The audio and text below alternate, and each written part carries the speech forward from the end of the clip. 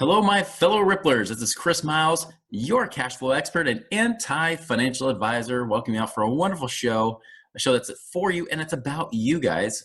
It's about those of you that want to work. You don't want to work so hard because you've been working your tail off.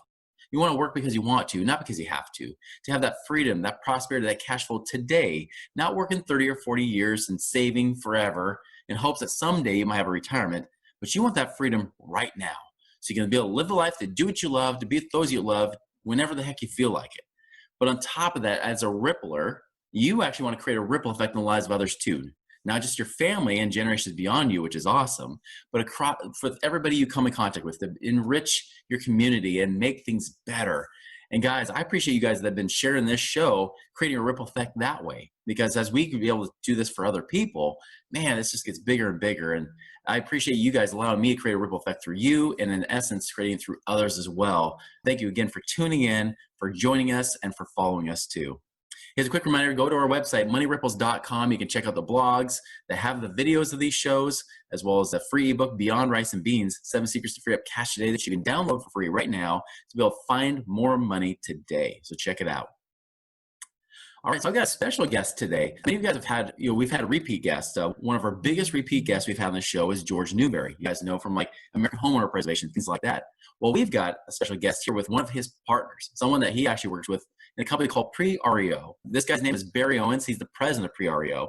He's a 30-year mortgage industry veteran. He believes that Pre-REO provides an incredible opportunity for bringing note holders and community investors together to mitigate losses to lenders and accelerate returns for investors, basically creating a huge win-win for everybody.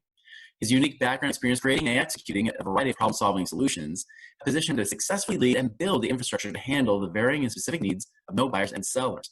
Prior to joining this Pre-REO, Barry worked in leadership roles in companies such as Grid, as well as Chase, giving this kind of experience and help over the years. So, Barry, welcome to our show. Thank you very much, Chris. Happy to be here. Yeah, so tell us, like, first and foremost, like, how do you even go this route? Because many people go in like the banking industries and things like that, but I know a deal with REOs or real estate owned properties, right? Like dealing with these, it's a very specific niche. How'd you get there? Yeah, it is a well-known but also hidden niche, right? The people that are in it know it very well. They've learned a lot through it and they've made a lot of money through it, but it is also very quiet because it's not very traditional. Yeah. It's very connected to the banks, having the right contacts, having the right introductions, having access to the product is really the key in it. So yes, it is a very niche driven market where, knowing the right individuals, having the right contacts, whether that be at the lending institutions like ours that can actually provide the product, is a very strategic advantage to participate. Yeah. Now, this is a very synergistic business that goes along with American Homeowner Preservation. I can see it makes perfect sense why you guys are connected. Tell us, for those listeners that don't even know what REOs are, right? Give us a brief introduction about what they are and that sort of thing. Yeah. So REO, it's a bank acronym for real estate owned. Basically, it's a property that either an investor or banking institution has foreclosed on and taken back in inventory. It did not sell at foreclosure sale. So now it's going to be brought back in, marketed for sale by the institution. They sometimes use third parties to sell it for them, but it's an institutionally owned asset. That's an REO, or you'll sometimes hear it referred to as an OREO, other real estate owned. Absolutely. And this is key because I know from the last recession, when people I knew they were dealing with REOs, connection is everything. Like, it's not about who has the most money, because you can sometimes offer less money and still get an offer accepted if you have the right relationships with these banks and these institutions, correct? Correct. And a lot of, again, it goes back to my earlier comment on, as you said, the relationship. As you become a repeat buyer, that gives you a lot of credibility with these investors that we know you're going to keep coming back, purchasing more product. So yeah, you kind of do get bulk discount mentality going. When you're a repeat buyer, it definitely builds your credibility. That's absolutely true. And so give us an example, like, what is it like to buy a property through you guys? Like, give us an example of somebody who maybe, because obviously you buy a whole portfolio of these things, right? Do you sell these by the portfolio, or do you sell the individual properties, like piece them off? How do you do it? Typically, they're going to be pieced off. Now, we do have buyers that will buy multiple properties at the same time, but they might not all close on the same day, but we might have 3, 4, 5, 6 deals going with them at any given time. But we do sell these, basically individual properties or note, which is the pre-REO market, which is really what, our website at Pre-REO is focused on, is selling the notes of the foreclosure properties. They're not REO yet, they're pre-REO. So we're selling the note instead of the actual physical property, which is, the discerning difference between the pre-REO and the REO. And why would they want the pre-REO versus the REO? Opportunities. The program that we created, historically, owning a vacant note, a property note, and the property is vacant, it's a very costly endeavor. You have lawn care, snow removal, vandalism, all those factors. And plus you're paying interest. You've got all these things, plus you're completing a foreclosure. So it's basically a dead money asset, which is why people have frowned upon in the past. What we've done with Pre-REO is create a program, and we have the complete infrastructure to handhold people through this entire process, through the attorney networks that we have and the servicing that we have with AHP backing us, and those affiliated companies, where we can handhold somebody through the entire process. And the key here is the receiver. When you can get a receiver appointed, and people oftentimes get nervous, oh, receiver, that's expensive. It doesn't need to be, because a receiver can be any person. It can't be an entity, but it can be any person. So as an example, if you have a local real estate agent that you work with, or we also have a vast network we could introduce you to as well. If you have a contractor or that real estate agent, whomever you would choose, you can have that person appointed as the receiver by the court, take possession of the property, of this vacant property, which you purchased at a great price because of the fact that, again, historically, vacant notes are not something that people go after a whole lot. But we've been able to bring this entire segment of the market and put it in front of investors and the network and the supporting network with the receiver. So that receiver now has that power of the court to go in, take possession of the property, rekey the property. The buyer of the note, the pre-REO partner, they can go in, take possession, do the necessary repairs, if any, that are required to a property, put a renter in it while the foreclosure action is going. So now you've turned that, what used to be a dead money asset into an income producing asset while you complete the foreclosure. And then once you complete the foreclosure, then you have that REO that we talked about earlier. Now, what do you want to do with it? Are you a buy and hold strategy where I just want rental income? Are you a flipper? Hey, let me take my profits now. But you have a multitude of strategies that will be completely up to you once that process is done. So walk us through like a sample deal, like what maybe one of the investors that have gone and purchased one of these properties. Walk us through like what the process was like and the numbers too. Like how do those numbers work out for them? Yeah, so I'll give you an example, and I can't really get into the specific numbers, but it'll lay it out. So one of our initial customers, it's been a longer-term customer of AHP. They purchased a couple of the notes a few months ago, as we were rolling out the program. They just paid off their first note, and they are back, and they have numerous offers now on other properties. So the return was obviously significant enough for them. Honestly, I don't even know what their return was. They paid us off, and now they're back putting in offers on other properties. So, but as like hypothetical numbers, one of the samples that we use is, and this is a good example, it'll set the table. So to do round numbers, we typically sell the properties at 75% of value.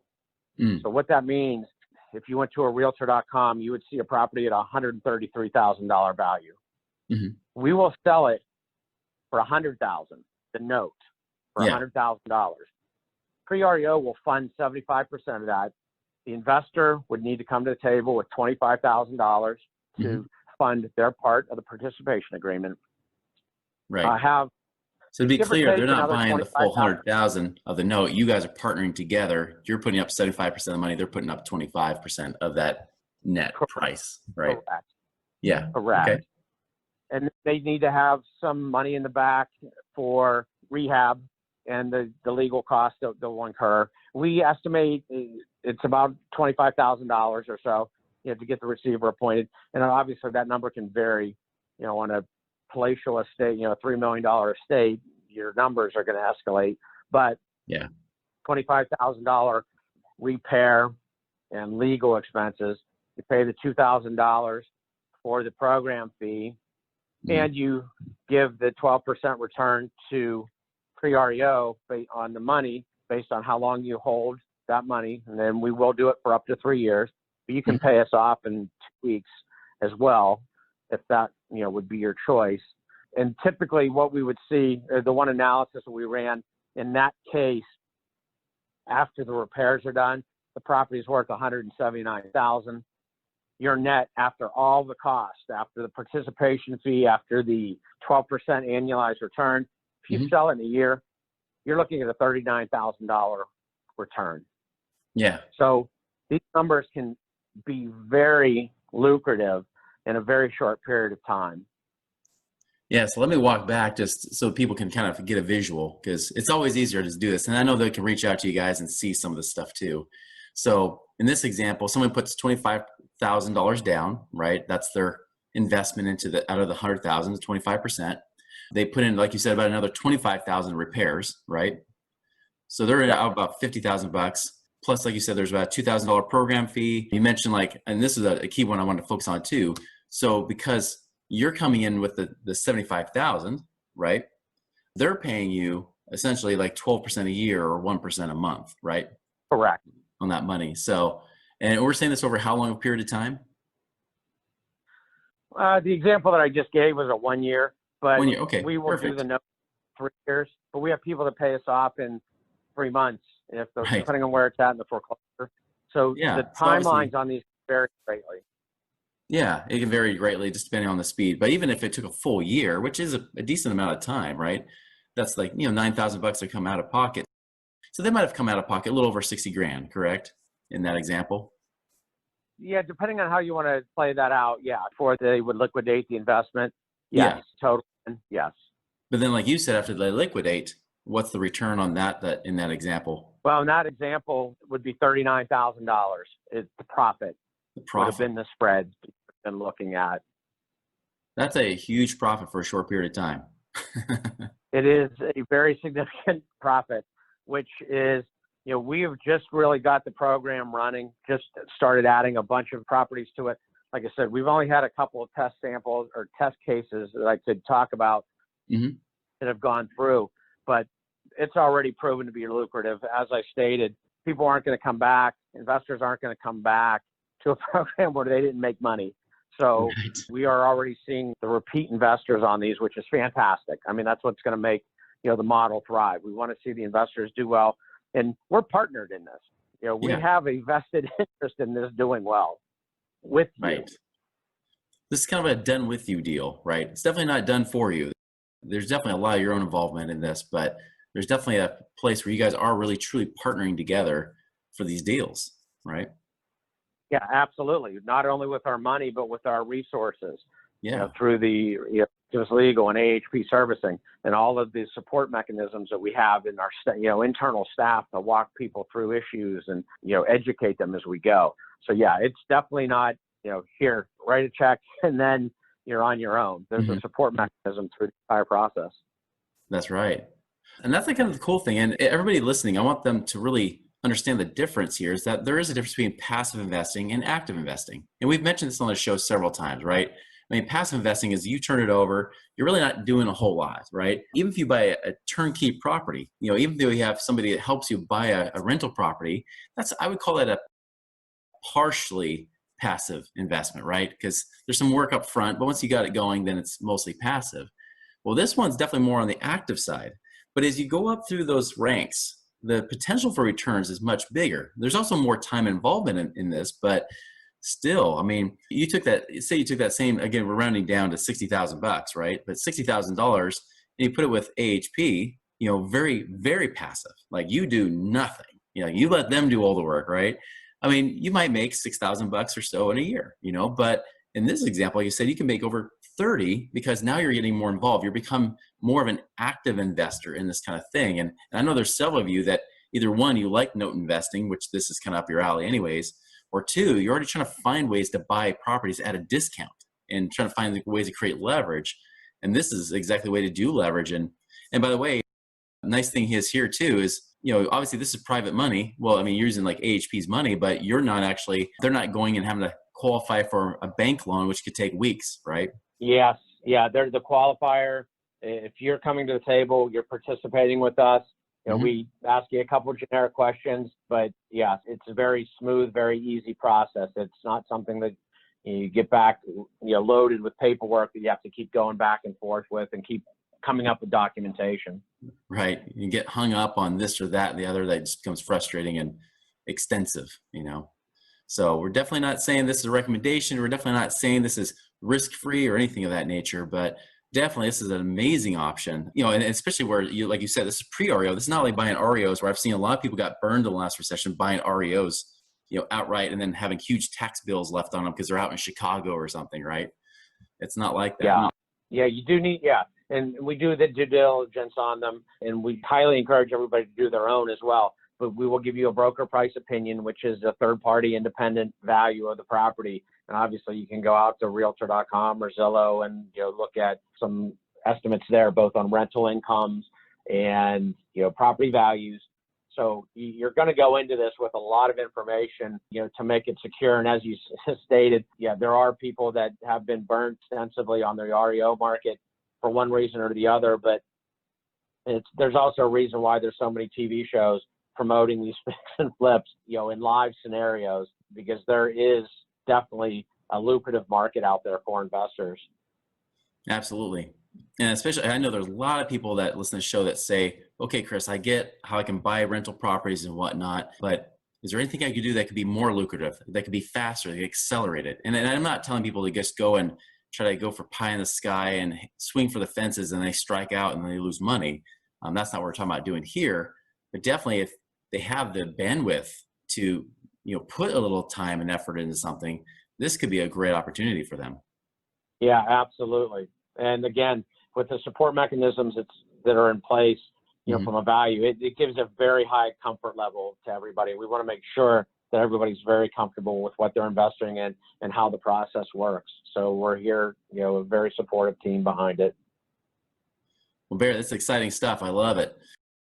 Everybody, will put in the show notes the link so you guys can go and find out more. But Barry, I appreciate your time. This is really cool stuff, a great niche, and a great opportunity that even someone who's got, like you said, maybe they got $50,000 or $100,000. This could be an amazing opportunity for them to take advantage of and really create some great returns, whether they create a rental from it, whether they flip the property, whatever it might be. There's some definite opportunity here for them. Yeah, absolutely. And looking forward to it. And I greatly appreciate the time today, Chris. Absolutely, man. Yeah, I really appreciate the opportunity and to have you on as well. So everybody, definitely check it out. Like I said, go to the show notes. You'll see a link there. You can go and learn more about what Pre-REO does and really how you can become more involved and how you can even ask more questions. So everybody go check that out. And man, again, this show is all about how you take action. It's not just about being a hearer of this podcast and a hearer of the word, but a doer as well. So make sure you go check that out. Learn more, especially if this is something that really hit home for you, or this is something that you're already trying to do, and this just gave you more leverage and more opportunity. Check them out. So everybody, I hope you make it a wonderful and prosperous week, and we'll see you later.